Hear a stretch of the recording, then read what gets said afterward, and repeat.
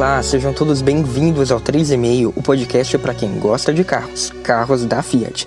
O meu nome é Jacob Paes, eu sou editor de livros e fanboy da Fiat. Por aqui a gente vai conversar semana sim, semana não, sobre as novidades da marca, dicas de manutenção, segredos, histórias, além da cultura do carro italiano, na qual estão inseridos os modelos da Fiat, mas também de suas outras marcas, agora reunidas sob o guarda-chuva da Stellantis. No programa de hoje, você vai entender de uma vez por todas por que o SUV da Fiat não é o grande rival do Volkswagen Nivus, como dizem por aí. Também vai acompanhar um apanhado com tudo o que já temos de certeza e de incerteza sobre o lançamento mais importante da marca italiana neste ano, e como ela se saiu diante das limitações de fazer um crossover a partir do Argo, desde o design até o posicionamento e os preços. Vamos lá?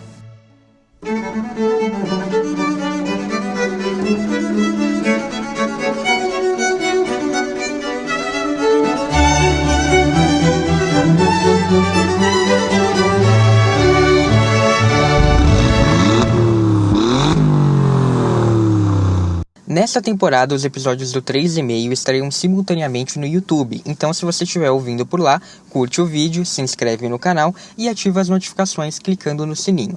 Para visitar o canal, acesse bit.ly/YouTube3, o número 3, meio. Se você estiver ouvindo nos tocadores, clique em seguir no Spotify e no Apple Podcasts ou em inscrever-se no Google Podcasts. Para conferir todas as opções, conteúdo extra e os links para as referências que eu vou citar aqui neste episódio, acesse bit.ly/3,5 podcast. Lá no Medium você também confere o diário de bordo, onde eu relato as minhas experiências desde a compra com o Argo. Nos próximos dias vai sair o segundo post da sessão sobre o uso do tracking na estrada de terra. As novidades do dia a dia, fotos de carros da Fiat e posts especiais estão nas redes sociais do 3,5. Então segue lá, @3,5podcast no Facebook e no Instagram.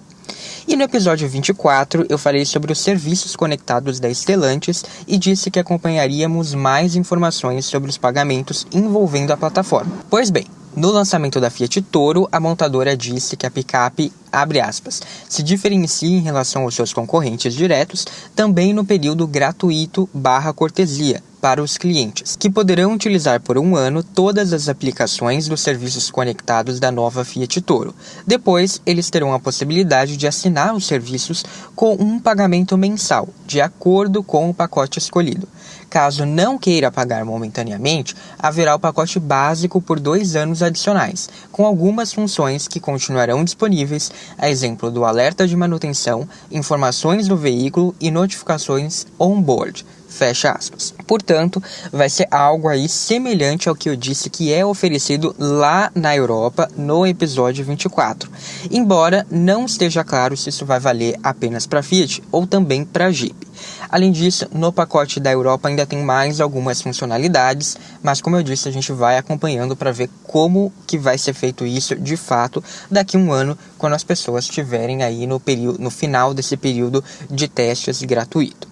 A Fiat também disse que todos os serviços do Connect Me contam com um eSIM embarcado, uma solução digital para disponibilidade de serviços de telecom, ou seja, dados, voz, SMS, sem depender do serviço de Wi-Fi que o cliente vai poder contratar separadamente e sem dependência em relação ao plano de dados de qualquer aparelho celular do cliente ou dos passageiros.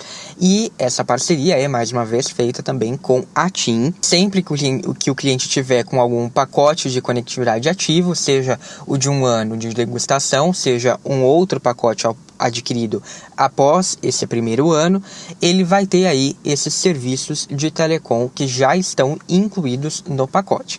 Ou seja, fica bem mais claro que não é necessário pagar nada para a TIM se você não quiser a funcionalidade de Wi-Fi Hotspot. Então, esse é realmente o único serviço oferecido à parte que você vai pagar diretamente para a TIM. E falando do lançamento da Toro e das novidades da Jeep, a marca de SUVs da Stellantis fez um outro evento no dia 28 de abril para apresentar oficialmente o Compass, e o SUV médio vai continuar tendo mais tecnologia semi-autônoma que não foram disponibilizadas à picape. Em relação ao Compass, faltou para a Toro o seguinte: controle de velocidade adaptativo, que é aquele que vai identificando o que está acontecendo na frente do carro e vai ajustando a velocidade a isso. O Park Assist, o assistente de estacionamento, que você não precisa manobrar o carro.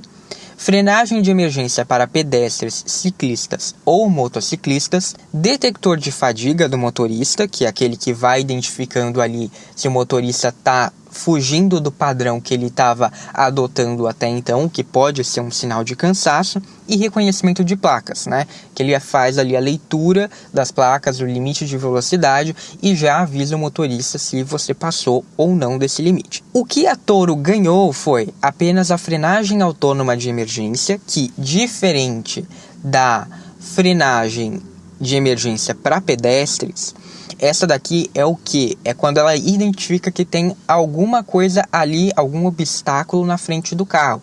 Ou, por exemplo, se o carro da frente para com tudo e você não está prestando atenção, ele vai lá e breca automaticamente sozinho. O do Compass é diferente porque, além desse, tem ali essa identificação para pedestres, ciclistas e motociclistas. E a Toro também tem, o que também está no Compass, a comutação automática do farol alto, que vai ali identificando se vem um outro carro. No outro lado da pista, ele abaixa o farol para não ofuscar o carro que está vindo na direção contrária. E tem também o alerta de mudança de faixa, que é aquele, né, que se você está ali dirigindo e passa, né, dá uma passada ali na faixa, ele avisa para você. Como eu havia cogitado no episódio 21, então, a Fiat deixou o pacote mais completo para a estreia do Cinquecento, que deve ocorrer em meio às comemorações de 45 anos da marca no Brasil. Segundo o Autopapo, o novo Cinquecento elétrico deve chegar em agosto, vai ser vendido aí em 10 lojas apenas em todo o Brasil e deve ter preço na casa dos 250 mil. Mas a ideia é que esse preço diminua, talvez até com uma inclusão de uma versão mais barata, né, conforme o tempo for passando, e também que ele comece a ser vendido em mais lojas. Por enquanto é isso que a gente sabe. O aniversário da Fiat é em julho, então por isso a minha suposição de que seria, né, para o aniversário de 45 anos da marca aqui, de repente ela apresenta em julho e chega às lojas em agosto, né, mais ou menos assim. Eu aposto nisso. Nada impede também, né, que depois de feito esse lançamento do Cinquecento, a Toro ganhe um reforço nesse pacote nas próximas linhas. Vamos ver. Já no que diz respeito aos serviços conectados, a Jeep disse que o Compass vai trazer a Adventure Intelligence Plus. Com isso, então, esse pacote de serviços conectados da Jeep se iguala ao que foi apresentado na Toro, que é mais completo do que o que foi visto no Renegade, o primeiro carro a trazer essa plataforma. E eu aproveito ainda para repercutir o último episódio do podcast sobre Peugeot e Citroën, porque em um comunicado interno a toda a Stellantis e em entrevistas à imprensa, o presidente da empresa para a América do Sul, Antônio Filosa, declarou que, abre aspas, somos uma casa de marcas, uma house of brands. Para cada uma dessas marcas temos um plano de crescimento. Estamos desdobrando na região as estratégias globais e regionais de marcas que prevêem uma gama de produtos cada vez mais próxima do cliente e que cada vez mais represente o DNA de cada marca. E fazemos isso trabalhando intensamente com os concessionários e oferecendo produtos com as tecnologias que o cliente aprecia. Fecha aspas. O grupo também disse que vai se preparar para lançar no segundo semestre deste ano um SUV da Fiat, que é o 363, do qual a gente vai falar daqui a pouco, o D-SUV, né, de 7 lugares da Jeep, e que também vão ser lançados este ano modelos de propulsão elétrica da Fiat, Jeep, Peugeot e Citroën. O que eu achei curioso aí foi a Citroën, né? Porque os outros a gente já sabe. A Fiat já tinha confirmado o Cinquecento-E. A Jeep vai trazer pelo menos um dos modelos 4 por E dela, provavelmente Compass e Renegade. A Peugeot já tinha prometido no lançamento do 208 o 208 elétrico. E a Citroën, então, é que fica aí essa incógnita. Qual que vai ser esse carro elétrico da Citroën? Porque até então a gente não tinha nenhuma previsão por hora de ter um Citroën elétrico. Então essa foi a novidade ali que veio no comunicado, meio que não vi ninguém comentando sobre isso, achei interessante trazer aqui. Ao Automotive Business, o Filosa declarou que se os planos funcionarem, Peugeot e Citroën devem voltar a ter pouco mais de 5% de participação nas vendas no mercado brasileiro, que era o percentual médio das duas marcas somadas até o início da década passada, contra menos de 2% atualmente, como a gente viu no episódio 25. Eu trouxe todos esses dados no último episódio. O Filosa avalia que um dos fatores para alcançar essa retomada são os lançamentos dos novos produtos que eu comentei também no episódio. E sobre as sinergias, ele admitiu que leva ao menos 18 meses para adaptar e homologar um motor a um novo carro, em um sinal aí ao uso do motor Firefly Turbo no Peugeot 208. Portanto, nesse horizonte, até o meio de 2022, é improvável que os modelos das marcas francesas adotem os propulsores turbinados herdados da FCA. Mas depois disso, então, a previsão é que eles ganhem sim.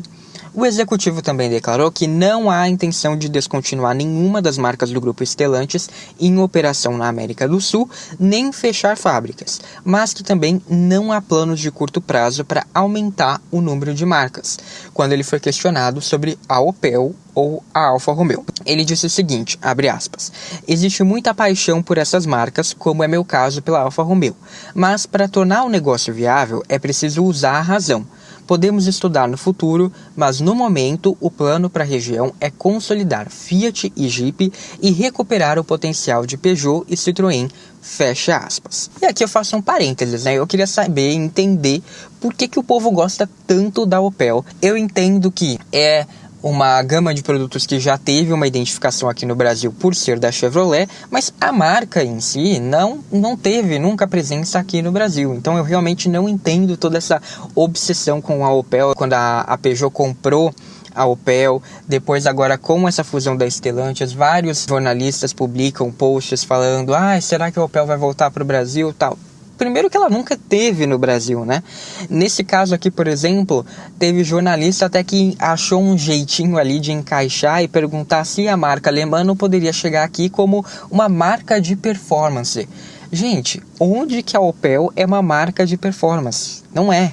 Né, só no Brasil mesmo, para inventar isso. Uma marca de performance é, por exemplo, a Dodge, né, dependendo do ponto de vista, até a Alfa Romeo, né, mas dizer que a Opel é uma marca de performance, não entendi qual que é essa conexão. Voltando ao que importa. O Filosa elogiou o modelo em Y adotado pela rede de revenda Citroën e Peugeot em vários países, inclusive no Brasil. E ambas as marcas aí compartilham um mesmo espaço de concessionárias, mas você tem showrooms separados e que há uma oficina nos fundos, daí sim compartilhada entre as duas marcas. A ideia então é adotar algo do tipo em regiões mais do interior, mas não em toda a rede. Embora a gente sabe aí que o papo também era esse quando a Fiat assumiu as concessionárias da Jeep, e no fim muitas concessionárias hoje seguem esse esquema mesmo em regiões centrais. Então vamos ver o que vai acontecer. O Filosa disse ainda, confirmando o que eu já havia especulado no episódio, abre aspas, antes de tudo precisamos respeitar os valores e a identidade de cada marca. Isso não podemos perder, fecha aspas. E ainda sobre o último episódio, eu leio aqui um trecho do comentário que eu recebi, mais uma vez, do Gabriel, da página Fiat Spot no Instagram. Ele disse o seguinte: na minha família, há uma experiência recente com a Citroën, portanto, concordo com seus pontos a respeito da Peugeot e da Citroën. Aqui tivemos um Aircross Salomon 1.5 2017, tirado 0 km na concessionária Le Mans, em Campinas. A respeito do carro, nada a reclamar, foi um excelente carro, mas em 2019, ao retornar à mesma concessionária com o interesse de realizar a troca por um C4 Cactus, o Aircross foi avaliado em míseros R$31 mil, ou seja, a própria marca desvaloriza seus carros. A Citroën deve melhorar seu atendimento nas concessionárias, já que isso não é coisa que se fala a um cliente. Não sei como é o atendimento na Peugeot, mas, pelo que eu vejo nas reclamações, é bem parecido com o da Citroën. Tanto é que, uns tempos atrás, a Peugeot lançou uma campanha de cliente insatisfeito não paga, tentando mostrar que a marca tinha melhorado nesse ponto. Bom, a respeito do Aircross, minha prima o trocou há alguns meses em um Renegade. Mais uma vez, Gabriel, super obrigado pela participação. Sim, realmente as concessionárias da PSA não ajudam. Eu sempre ouço situações muito ruins como a que você relatou. Acredito que as coisas melhoraram um pouco, mas que ainda estão muito longe de serem ideais. Vamos ver como que vai ficar agora com o comando da Stellantis.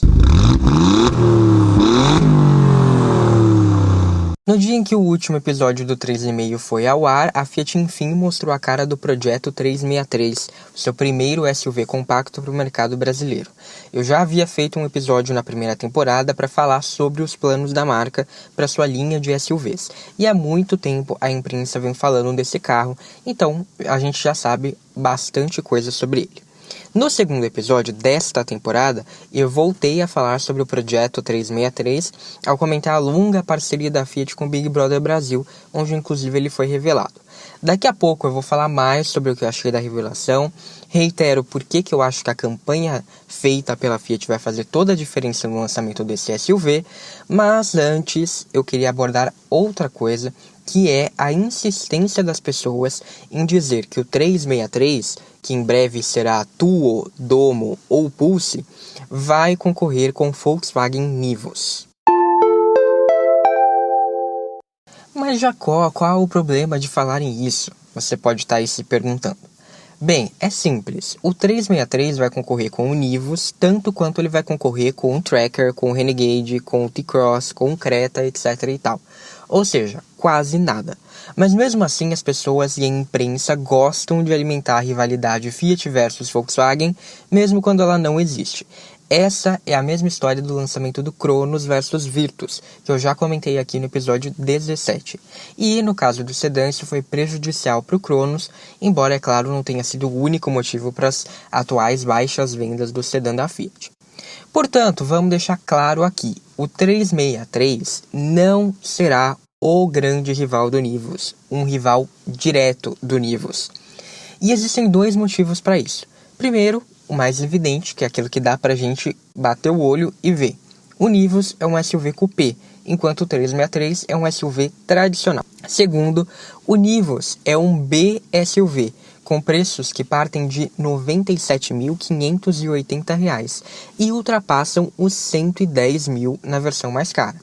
Já o posicionamento do 363 vai ser mais para baixo, ele vai atuar como um B-SUV low ou, dependendo do ponto de vista, até mesmo um A-SUV um pouco crescido, já que os SUVs do segmento A tendem a ter até 4 metros de comprimento, e tudo indica que o da Fiat vai passar alguns milímetros disso, afinal o próprio Argo já tem 3,99 metros.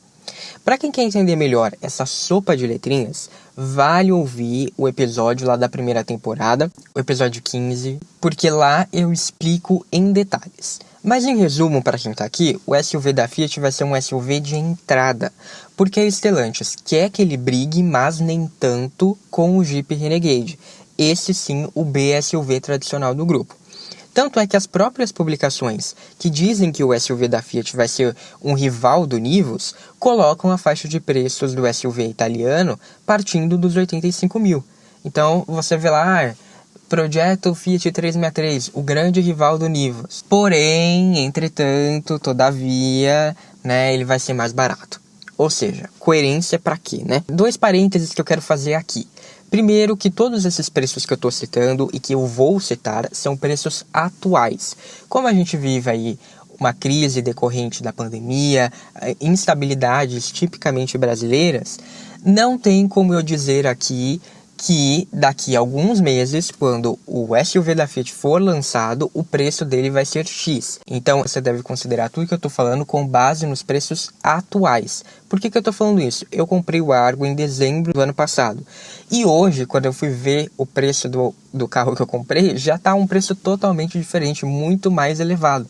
Então, é isso que eu estou dizendo, não tem como a gente ter um referencial para saber qual que vai ser o preço de toda a gama, de todo o segmento daqui a algum tempo.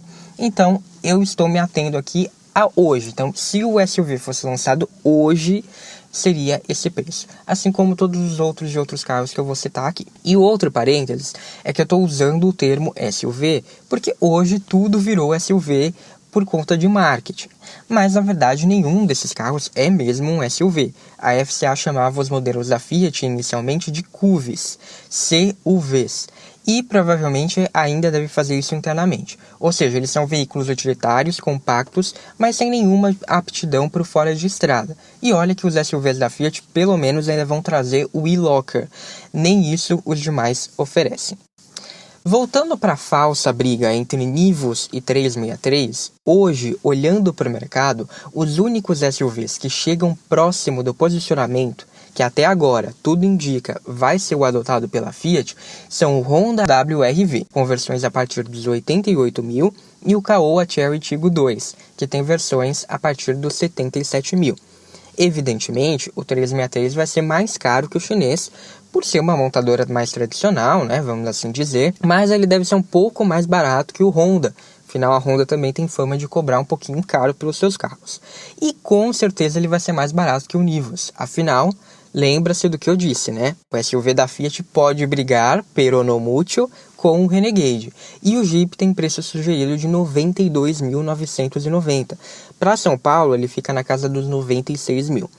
E é frequentemente vendido por R$ 89.990. Ou seja, mesmo o Renegade já é mais barato que o Nivus. Então, esclarecido esse primeiro ponto, que eu estava aqui me angustiando, vamos às certezas e incertezas quanto ao lançamento do 363, que fica cada vez mais próximo. E se você quer saber mais sobre preços e posicionamentos, fica aí que eu vou falar mais sobre isso daqui a pouquinho. O primeiro ponto que ainda não sabemos, mas que a Fiat já divulgou que deve ser anunciado até o fim deste mês de maio, é o nome do carro. A marca abriu uma enquete para saber qual a preferência do público e, ao que tudo indica, a opção que eu menos gosto está ganhando. Embora o site não mostre o percentual, as enquetes feitas nas redes sociais, pela própria Fiat ou pela imprensa, ou mesmo os comentários nos posts, apontam um grande favoritismo para a Fiat Pulse. Talvez porque os 3 participantes do BBB tenham votado nessa opção, assim como o Thiago Leifert, então eles podem ter influenciado o público. Porém, a Fiat não disse com todas as letras que o nome do carro será o mais votado. Ela disse que está pedindo a ajuda do público, de modo que pode apenas usar a enquete como um termômetro. Nesse caso, Fiat Tuo e Fiat Domo ainda estariam na jogada. Eu achei essa parte da campanha um pouco polêmica, apesar de eficiente, porque não necessariamente o público sabe qual é a melhor opção para nomear um carro. Eu acho Pulse, por exemplo, um nome muito genérico em inglês, que já foi inclusive usado pela Hyundai em versões do Creta. Acho que não diz nada e ainda por cima foge de toda a italianidade proposta pelo reposicionamento da marca. Então pode ficar soando aí incoerente. No Instagram do 3,5, eu expliquei por que eu sou time Domo. É um nome italiano, curto, simples, fácil de se memorizar, tem origem na arquitetura e é um termo usado para denominar as famosas igrejas italianas, que são construções sinônimo de beleza, de perfeição, ou seja, tem toda aquela ideia de arte ali no meio, do belo, da emoção, mas também da razão, da força humana que exige, né, para ter toda essa construção com esse nível de perfeição. É a ideia de equilíbrio perfeito. É um nome com muito mais personalidade. E por isso, independentemente do resultado, daqui para frente neste episódio, eu vou chamar esse SUV da Fiat de Fiat Domo, não quero nem saber. Tirando isso, eu devo aqui chamar a atenção mais uma vez para a bem-sucedida estratégia da Fiat. Lá na primeira temporada, eu já dizia que a Fiat ia chegar por último nessa festa dos SUVs, então ela precisava fazer alguma coisa para fisgar o público. E a marca corre sim o risco de o carro ser esquecido pelo público do BBB até o lançamento, que só vai ser no segundo semestre, mas de qualquer modo, ele já é um assunto falado, né? Já se criou uma identificação, uma relação com esse modelo. O Fiat Domo já foi personificado. Né? Seja como o carro do BBB, o carro da Juliette, o SUV da Fiat, o Progetto 363, não importa. Já se criou um carisma, uma marca para esse SUV. E isso vai ser um grande diferencial para quando ele estiver nas lojas, porque vai diminuir a sensação de que é um novato desconhecido. E isso é uma certeza. Já falei aqui do posicionamento do Fiat Domo, especialmente da briga aí com o Nivus, mas eu quero jogar mais lenha na fogueira e trazer como referencial o preço do Argo Tracking. Com motor 1.3, o hatch aventureiro começa nos 71.290.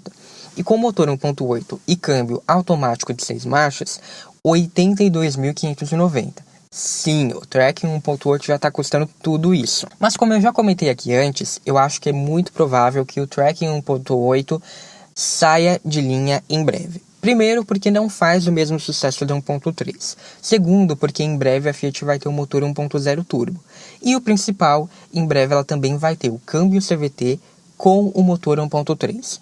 Desse modo, ela vai poder oferecer o que as pessoas querem, que é um motor moderno, eficiente, com câmbio automático e ainda ficar abaixo do teto de 80 mil. Ou seja, para o Argo isso vai ser muito bom e para o Fiat Domo ainda melhor, porque ele vai poder ter um preço atraente. Isso quer dizer que o SUV não vai passar dos 100 mil? Não. Eu acho muito difícil que ele não passe ali na versão mais cara, com todos os opcionais, porque, até como eu falei, a gente vive um momento de muita instabilidade e os preços estão subindo a toda hora. Então, com certeza esse carro, se não no lançamento, depois vai bater esse teto. Mas, se a Fiat quiser um posicionamento agressivo, e ela quis um posicionamento agressivo nos dois últimos grandes lançamentos, que foram o Cronos e a Strada, e também a gente pode contar o facelift da Toro, ela vai lançar o Domo nesse intervalo de 85 a 89 mil na versão de entrada. Mas como isso é possível, Jacó? Simples, a versão de entrada do Domo não deve ser nada mais do que um Argo com os equipamentos do Tracking 1.8 mais o conjunto mecânico do Tracking 1.3. E ora, se a Fiat vende o Argo Tracking 1.3 por menos de 72 mil, nada impede de colocar uns equipamentos ali a mais e vender o Domo por esse preço atraente, que vai ficar na mente das pessoas ali no lançamento e depois aos poucos ela pode ir aumentando se for o caso. Mesmo no caso das versões com motor 1.0 turbo, que em tese deveriam custar bem mais caro por conta de ser uma novidade, porque é um motor mais caro de se produzir, etc., eu acho que a Fiat ainda assim pode ser agressiva, afinal, tanto o Toro quanto o Compass não tiveram aumentos tão expressivos como se era esperado com a chegada do motor T270. Então, por mais que o novo 1.0 turbo, que ainda não tem nome definido, seja o 1.0 mais potente do Brasil, de acordo com informações da revista Quatro Rodas, ele vai ter 131 cavalos com álcool e 128 com gasolina e torque acima dos 21 kgfm com etanol, sendo que o pico já vai ser ali ao redor das 1.750 rotações, eu estou esperando preços competitivos para o Fiat Domo, sim. E outra, a gente vai ter versões, ou pelo menos uma versão, com o motor 1.3 e câmbio CVT, que deve ser a mais vendida pelo ótimo custo-benefício. Logo, a minha aposta é que o carro chegue no máximo aos 105 mil nas versões mais caras, e daí sim, aí vai brigar um pouco com o Renegade Sport, que custa 102 mil, e com os demais BSUVs. Sim, entre eles, o Nivus mais caro. Mas, como eu disse, ele não vai ser um concorrente direto, ele vai apenas resvalar nesses carros. O apelo do Fiat Domo e o seu volume de vendas será abaixo dos 100 mil reais, nos patamares de preços de hoje. Sobre equipamentos, a gente já tem algumas certezas. A Fiat divulgou que o Domo vai trazer tecnologias, abre aspas, como o sistema autônomo e eletrônico, que através de câmeras detecta obstáculos e até erros na direção para amenizar e evitar acidentes, fecha aspas. Uma frase pomposa que não diz muita coisa. Tendo em vista que a Toro ganhou um pacote bem singelo nesse sentido, eu acho que o SUV não vai contar com nada tão avançado como o Compass, mas ele já deve ter a frenagem autônoma de emergência, o aviso de saída da pista e comutação automática dos faróis, que inclusive serão full LED, ou seja, um pacote bem próximo da Toro. Além disso, pela foto que foi divulgada pela Fiat, também dá para ver o sensor de estacionamento dianteiro junto com a câmera utilizada pelos recursos semi-autônomos. Também já é certo que o Fiat Domo trará o Fiat Connect Me, e eu aposto que a central multimídia vai ser a mesma do novo Fiat 500, que também é utilizada pelo Fiat Tipo na Europa. Lá na primeira temporada eu já tinha cantado essa bola. Isso porque o Connect Me e o Jeep Adventure Intelligence estão sempre atrelados a centrais de 10,1 polegadas nos lançamentos feitos até agora. Há também a de 8,4 polegadas no Renegade e nas versões mais baratas da Toro, mas com menos funcionalidades. No entanto, Talvez o tipo também sirva de inspiração e nas versões mais baratas o domo utilize a mesma central do Argo, que é mais em conta e sem o Fiat Connect Me. Outra incerteza é quanto ao número de airbags. Eu gostaria que a gente tivesse 6, mas por derivar do Argo, eu acho isso muito difícil. A minha aposta é que vão ser apenas 4 mesmo, mas pelo menos de série em todas as versões, assim como o trio controle de estabilidade, controle de tração e Hill Holder, já que os 2 primeiros são obrigatórios para novos projetos e que a Fiat sempre atrela a eles o Hill Holder, essa é uma certeza. E foi também a estratégia utilizada pela marca na nova Strada, com cabine dupla, que traz todos esses itens de série. Então não há motivos para supor que a montadora não faça o mesmo com o SUV. A essa altura do campeonato também já é certeza que a gente vai ter mudanças no interior em relação ao Argo. Lá no episódio que eu fiz da primeira temporada, isso era uma dúvida, e o Auto Segredos afirmava até pouco tempo atrás que o painel seria exatamente o mesmo do Argo. Mas não vai ser. O próprio site fez um flagra que contradiz essa afirmação e o painel parecia ter linhas similares às do painel do tipo. O volante com certeza vai mudar, porque a Fiat inclusive já divulgou uma foto da peça usada no domo, que traz o cubo central alterado, ele é mais retangular em vez de redondo, para deixar também a aplicação do logo script mais harmônica, sem aquele círculo herdado do logo anterior e adaptado para os volantes do Argo e da Toro atualmente. O Auto Segredos diz ainda que a estrutura do painel, ou seja, tudo por trás ali, vai ser a mesma do Argo. Ou seja, os elementos vão estar dispostos nos mesmos lugares, mas algumas diferenças vão ser feitas nas peças, de modo a trazer esse ar de novidade. As saídas de ar centrais, por exemplo, devem ser horizontais, como no tipo, e não circulares, como no Argo e no Cronos. Além disso, a 4 rodas aposta que o domo vai ter um console central mais elevado do que o da dupla, e isso já vai fazer uma boa diferença no interior. Portanto, é incerto o que vai mudar, mas com certeza vai mudar. Por fim, para terminar de falar sobre o Fiat Domo, eu queria dizer um pouco do que eu achei do carro. Em primeiro lugar, eu gostei que a Fiat finalmente mostrou uma nova cor, que é um cinza meio gelo, que parece aí que vai ser a próxima tendência do mundo automotivo. Mas eu esperava um tom mais colorido e eu torço para que outra cor de lançamento também seja apresentada mais para frente. Acho que o azul que o Thiago Leifert e o Fiuk pediram no BBB seria uma ótima aposta, viu, Fiat? Sobre o design, ele me pareceu bastante interessante. Eu digo que pareceu porque as únicas pessoas que viram esse carro fora da Fiat foram os participantes do BBB, e é muito difícil avaliar esse ponto pelas fotos divulgadas pela montadora. A traseira, por exemplo, só foi mostrada num ângulo de cima, do alto, mesmo no programa. Não há um take sequer da traseira na altura dos olhos, é sempre de cima. Então, embora pareça muito bonito, não tem jeito, a gente precisa de mais material para afirmar isso com certeza absoluta, porque a gente tem aí 2 fotos da Fiat, alguns takes tirados do Big Brother, e tudo isso foi feito em um ambiente muito controlado, para mostrar o carro do jeito que a Fiat queria, onde queria, como queria. Tem como a gente ter ali uma visão completa do carro. Eu vi muita gente mordendo a língua porque criticou a Fiat por se aproveitar tanto do Argo para esse SUV e que agora gostou do resultado, agora viu que a Fiat realmente foi muito bem, mas a verdade é que a marca italiana acumula anos de experiência em facelifts profundos, basta a gente ver a família Palio, e eu acho que ela entende como ninguém de transformar um carro em outro sem necessariamente fazer isso de verdade. Eu acho que sim, a Volkswagen foi muito feliz com o Nivus, não é um estilo que me apetece, mas ficou ali um carro harmônico, considerando que tem algumas peças do Polo. E a Honda, por outro lado, eu acho que ela foi extremamente infeliz com o WRV. Mas a Fiat superou sim as expectativas, porque o Domo tem uma personalidade própria, mesmo compartilhando diversas peças com o Argo. O recorte da lanterna na parte da carroceria, por exemplo, tem o mesmo encaixe do hatch, sabe aquela peça da lanterna, A lanterna tanto do Argo quanto do Fiat Domo vão ser divididas. Tem a parte que vai na carroceria e a parte que vai na tampa do porta-malas. A parte que vai na carroceria tem exatamente o mesmo formato do hatch. E o que muda, então, é a parte que vai para o porta-malas e o desenho interno.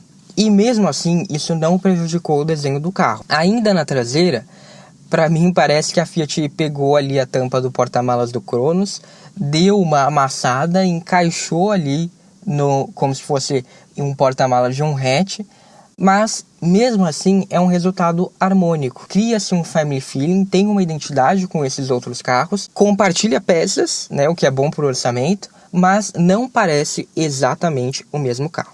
Na lateral, a montadora trocou os retrovisores do Argo pelos da Toro, que foi uma estratégia que ela também já usou para despistar as pessoas no lançamento do Mobi, que todo mundo esperava que fosse o mesmo retrovisor do Uno, já que ele compartilhava muitas peças, e no fim a marca optou por usar o do Palio. Essa troca, vamos assim dizer, de última hora, porque a gente não esperava, junto com o teto bicolor e as caixas de roda que são mais sobressalentes, um pouco mais triangulares, amenizam o uso das mesmíssimas portas do Argo. Na dianteira, o capô musculoso elevado, eu acho que lembra assim, dá para encontrar ali uma herança do Maserati Levante, que todo mundo disse que foi uma das inspirações da Fiat, bem como o formato da grade é muito parecido com o do Levante, e o para-choque robusto afasta aí a impressão geral de semelhanças indevidas com o Argo. Dito isso, eu acho que os designers da Fiat estão de parabéns,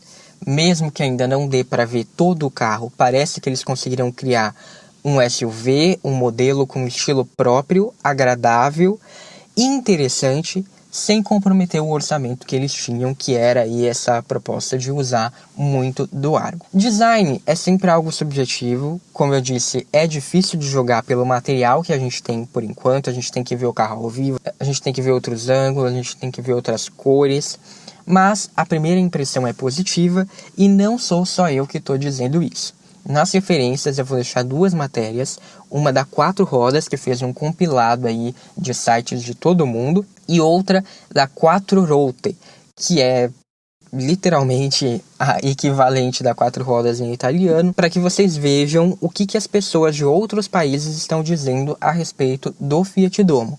Tem até gente da Europa se lamentando por não receber esse carro. Que, a meu ver, eu acho que teria tudo para ser vendido em outros países fora da América Latina se ele tivesse mais equipamentos de segurança e uma plataforma pronta para receber os motores elétricos. E se o posicionamento da Fiat fosse mais claro também por lá, como é por aqui, porque infelizmente a Fiat ainda parece muito perdida na Europa. A gente precisa aguardar cenas aí dos próximos capítulos para ver qual que vai ser o resgate da marca Fiat sob o comando da Stellantis. Ela está esperando também justamente para ver como que vai ser definido isso nesse novo contexto, então vamos ver. Mas o que eu estou dizendo eu acho que o Domo, ele é um produto competente. Nesse quesito, vale aqui dizer que eu acho que os carros da Fiat têm sim uma equivalência, mesmo em termos estruturais, né, que as pessoas falam, não pode ser vendido na Europa porque a estrutura é um lixo em comparação, né, o brasileiro e tal. Se você pegar o resultado do tipo e do Argo nos crash tests, né, Latin NCAP e Euro NCAP, eles têm uma nota bastante similar. Então eu não acho que a estrutura em si, ainda mais com os reforços que esse SUV vai trazer, né, que a Fiat até chama de uma nova plataforma, etc e tal, né, que a gente sabe que isso também é um pouco de marketing, mas vai sim ter reforços estruturais. Então eu acho que nesse quesito os carros estão sim parelhos. Hoje em dia a gente tem já bastante modelo com notas boas em crash tests produzidos no Brasil, então eu acho que quando a gente estava finalmente avançando, chegando no mesmo nível dos carros europeus, o que vai pegar agora é a questão da eletrificação. Mas dito isso, eu acho que o Domo é sim esse produto que vai ser competente, que vai ser barato de se fazer. A Fiat merece pontos por isso sim, afinal ela é uma empresa, empresas vivem de lucro, e é a mesmíssima receita utilizada não só pelas marcas que eu citei aqui, mas também por outras que transformam hatches em SUVs, e vai ser um produto que tem ali um posicionamento estratégico, sem comprometer a experiência do consumidor, com concessões em relação àquilo que ele de fato vai usar, aquilo que ele de fato aprecia. Isso, aliado ao fato de a Fiat estar mandando muito bem na estratégia de lançamento, torna o Fiat Domo um lançamento promissor, que com certeza vai chegar para ser um dos protagonistas do segmento de SUVs no Brasil. Nada menos do que a gente esperava de uma marca com a força que a Fiat tem por aqui.